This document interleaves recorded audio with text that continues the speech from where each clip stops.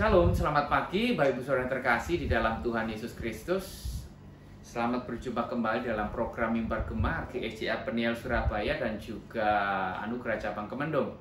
Bersama saya, Pendeta Markus Indrianto.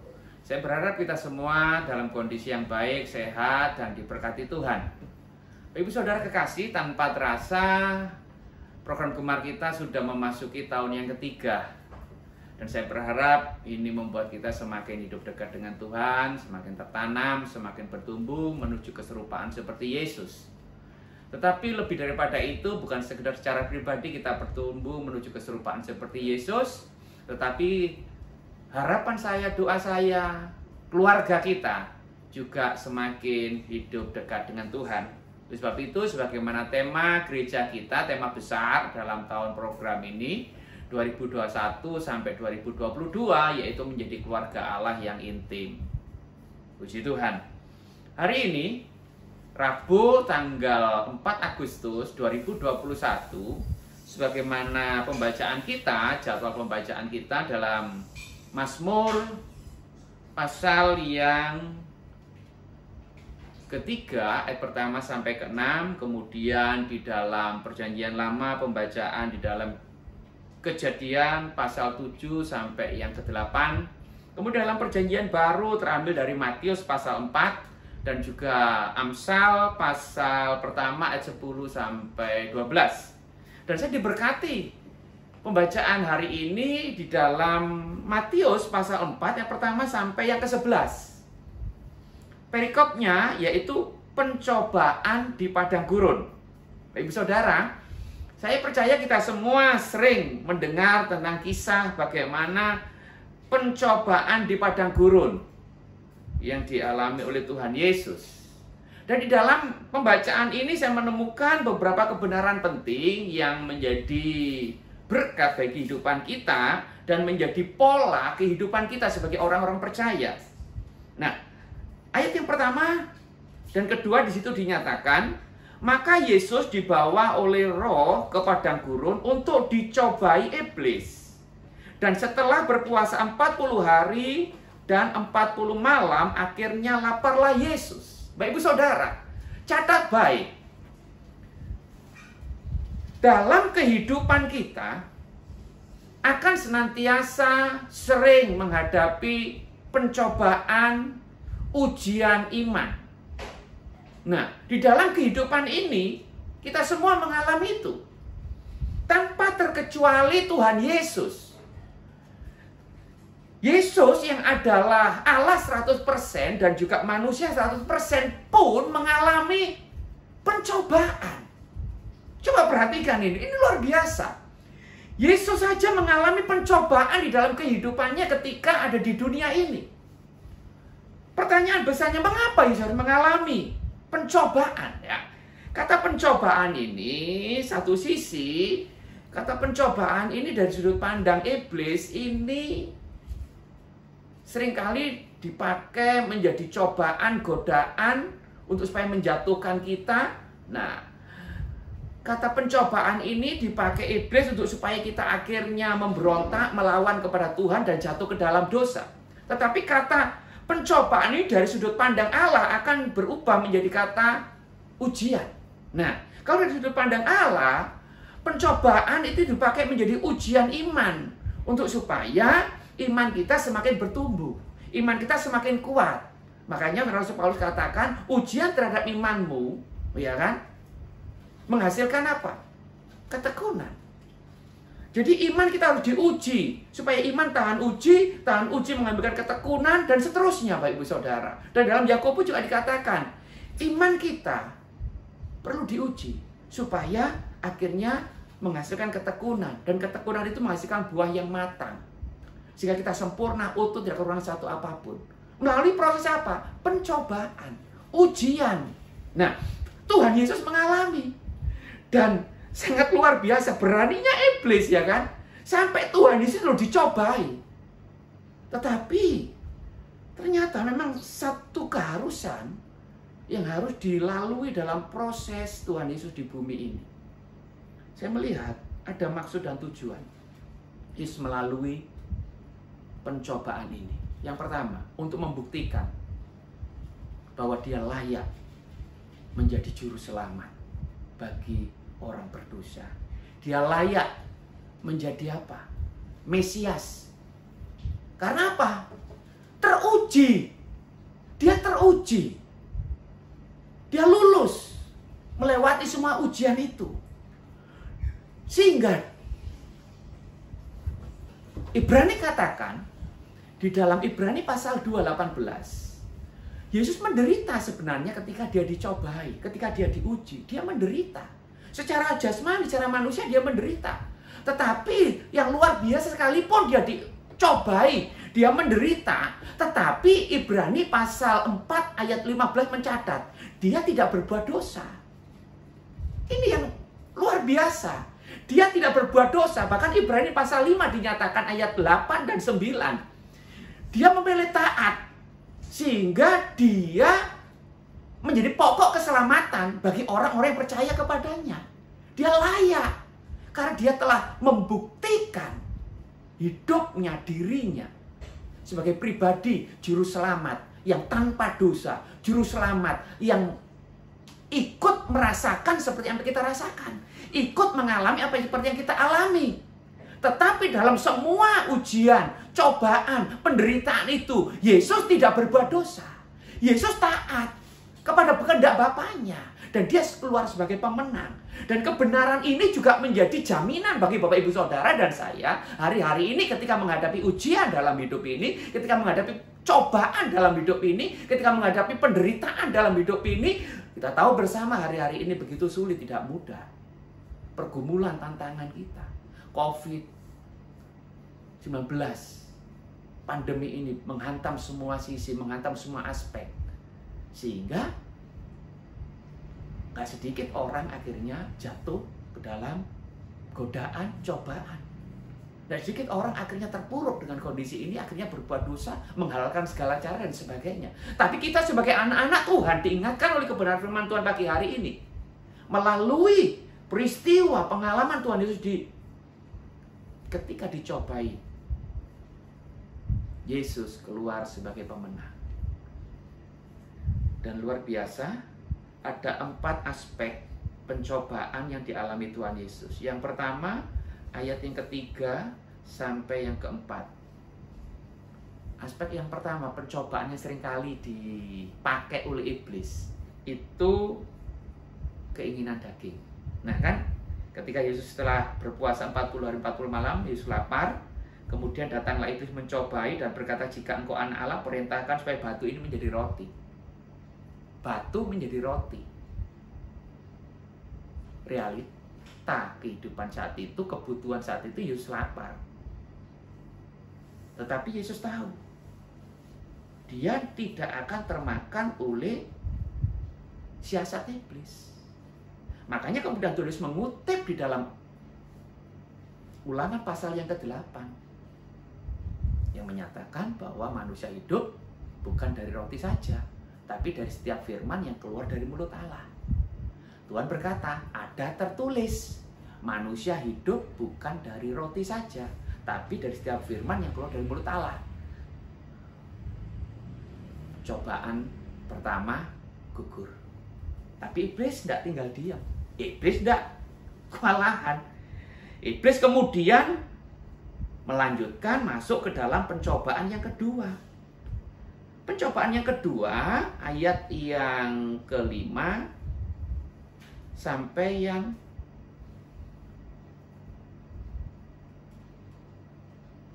ke-7. Nah, Tuhan dikisahkan dibawa ke atas bumbungan bait Allah. Nah, yang kedua ini satu hal yang luar biasa. Iblis mengutip ayat firman Tuhan. Coba perhatikan ayat yang ke-6. Iblis ini ngutip ketika mencobai Tuhan ini, iblis mengutip firman Tuhan.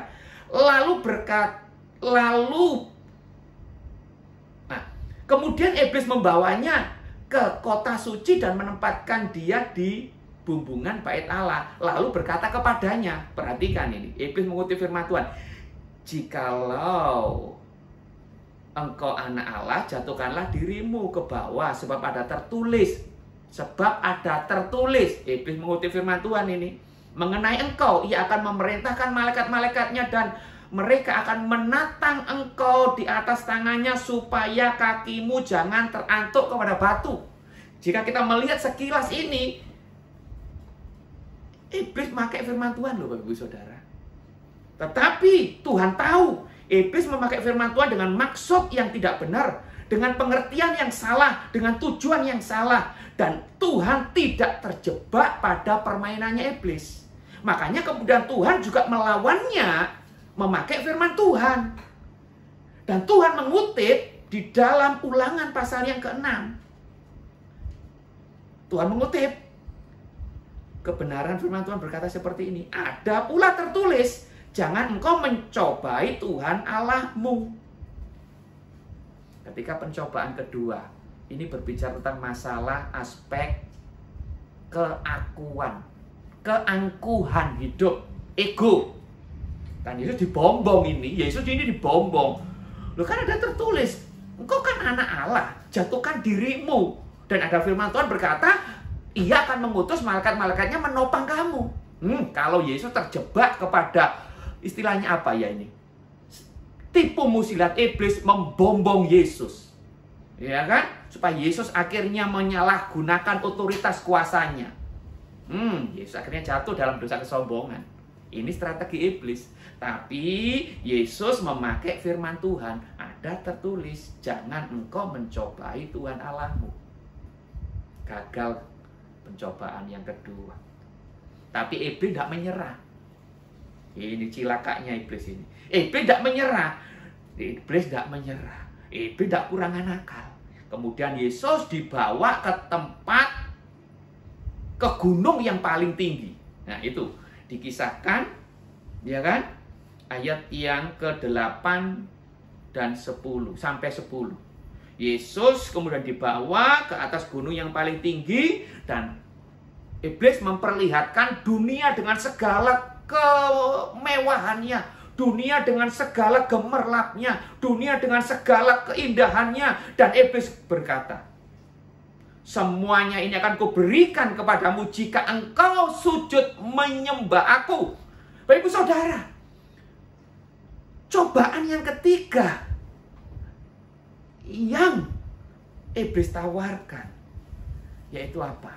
Aspek keinginan mata. Yesus dicobai juga loh dengan keinginan mata, diperlihatkan dunia dengan segala kemewahannya, dunia dengan segala kesenangannya, dunia dengan segala gemerlapnya. Lihat ini loh Yesus, semuanya akan kuberikan kepadamu jika kamu sujud menyembah aku. Dengan kata lain Yesus berkata, Yesus lihatin dunia ini loh akan kuberikan kepadamu dan engkau akan menjadi penguasa, Mesias, Raja di bumi ini. Gak usah kamu harus mati menderita di kayu salib, soro, gak usah. Sembah aku, jalan pintas, langsung kamu jadi raja di dunia ini. Cobaan akan apa? Keinginan mata. Tetapi sekali lagi, Tuhan Yesus bisa menang karena dia memakai firman Tuhan. Dia mengutip kembali firman Tuhan di dalam Ulangan pasal yang ke-6. Maka berkatalah Yesus kepadanya, "Enyalah iblis, sebab ada tertulis, engkau harus menyembah Tuhan Allahmu dan hanya kepada Dia sajalah engkau berbakti." Haleluya.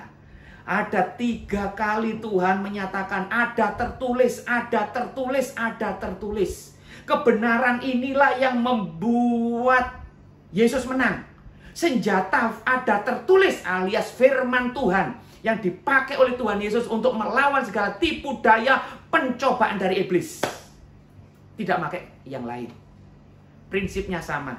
Kalau kita menghadapi cobaan, godaan, tipu muslihat iblis hari-hari ini dalam kehidupan kita, dalam situasi sulit, tidak jarang kita diiming-iming untuk menghalalkan segala cara supaya kita boleh berhasil dalam usaha pekerjaan, boleh diberkati saat-saat sulit, menghalalkan segala jalan pintas, instan. Itu semua jalan yang ditawarkan iblis. Gak usah soro-soro, gak usah ngoyo-ngoyo, gak usah berdoa, gak usah bergumul, gak usah puasa, gak usah. ada jalan pintas, sembahlah aku. Iblis katakan. Tetapi kita tidak boleh tergoda dan termakan tipu muslihat iblis. Kita harus bisa melawannya dengan firman Tuhan. Ada tertulis. Haleluya. Ibu saudara, firman Tuhan merupakan kunci. Firman Tuhan merupakan sumber kekuatan kita. Sebab apa? Firman Tuhan adalah pedang roh. Kalau dalam Efesus pasal 6, kalau Bapak Ibu Saudara baca di sana, salah satu perlengkapan senjata Allah yaitu pedang roh, firman Tuhan. Dan dalam Roma juga katakan bahwa Injil, firman Tuhan itu adalah kekuatan Allah yang olehnya kita diselamatkan. Jadi betapa pentingnya kita harus hidup dekat, hidup dalam firman. Supaya kita kuat.